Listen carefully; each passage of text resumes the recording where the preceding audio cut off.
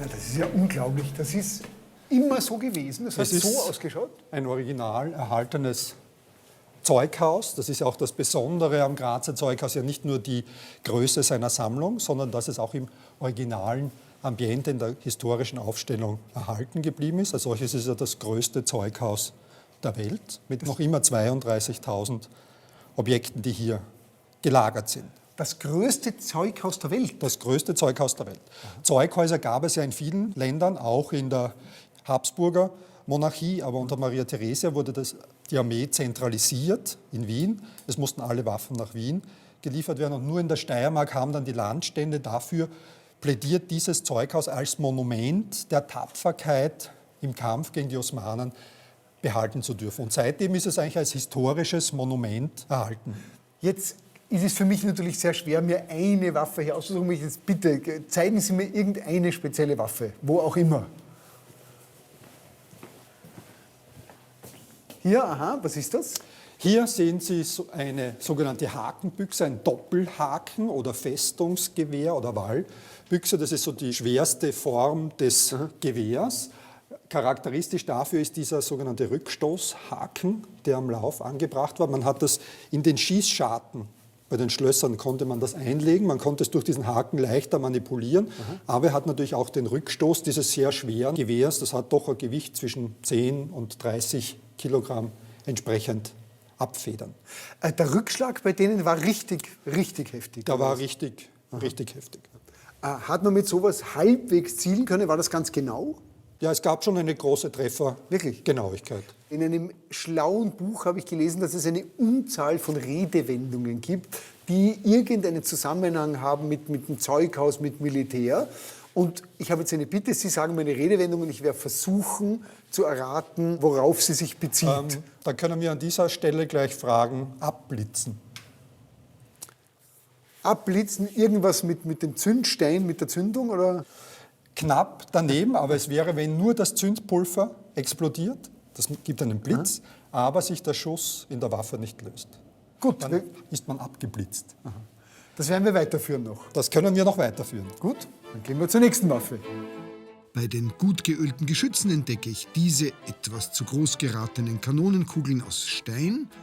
Es sind aber sogenannte Wehrkugeln, die mit Ketten verbunden den damals waldfreien Grazer Schlossberg herunterrollten, um die bergaufstürmenden Franzosen zurückzuhalten.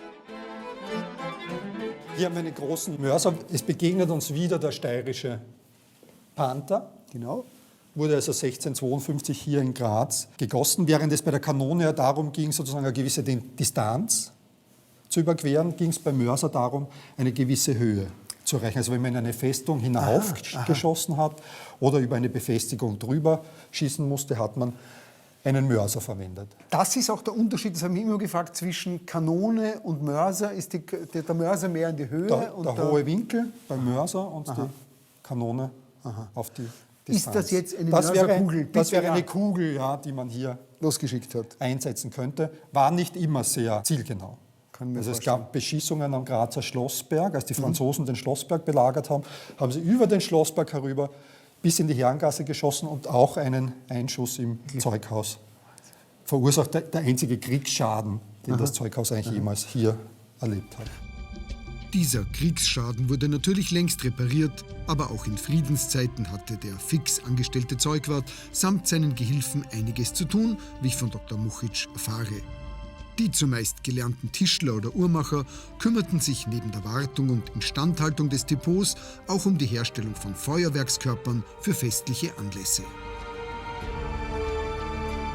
So, Herr Hohenlohe, jetzt gehen wir mal Lunte riechen. Was könnte Lunte riechen? Hat auch mit dem zu tun? Oder? Ja, hat auch mit dem zu tun, nämlich eigentlich mit dem ältesten Schlossmechanismus eines Gewehres, dem sogenannten Luntenschloss, in dem ja eine glimmernde Lunte eingespannt war, die diesen Schuss losgelöst hat. Du verstehst schon, aber was hat das jetzt mit dem Lunte-Riechen zu tun?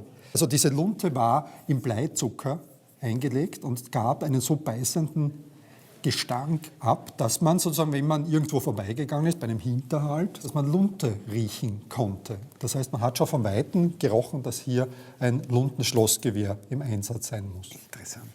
Wie lange hat es jetzt ungefähr gedauert, ich meine mit der ganzen Vorbereitung, bis sich einmal bis sich ein Schuss losgelöst hat? Es gab genaue Exerzierregeln, das war ja auch sehr wichtig, weil man muss sich ja vorstellen, hier wird ja mit Schießpulver in der Hand und glimmender Lunte sozusagen gemeinsam hantiert. Das heißt, es gab eine genaue Abfolge der Bewegungen und man konnte 1 bis 2 Schuss in der Minute damit. So viel? Ah, doch. Also je nach Drill und Training der betroffenen Truppe. Und was haben Sie schon angeschaut? Schon alles? Waren Sie schon durch? Oben, unten? Nicht ganz. Noch nicht? Gut. Interessant? Sehr, sehr, sehr. Na gut, wunderbar. Jetzt muss ich Sie aber noch was fragen. Nein, ich meine den Herrn Direktor. Dieser Sarg, was ist das? Was könnte es sein?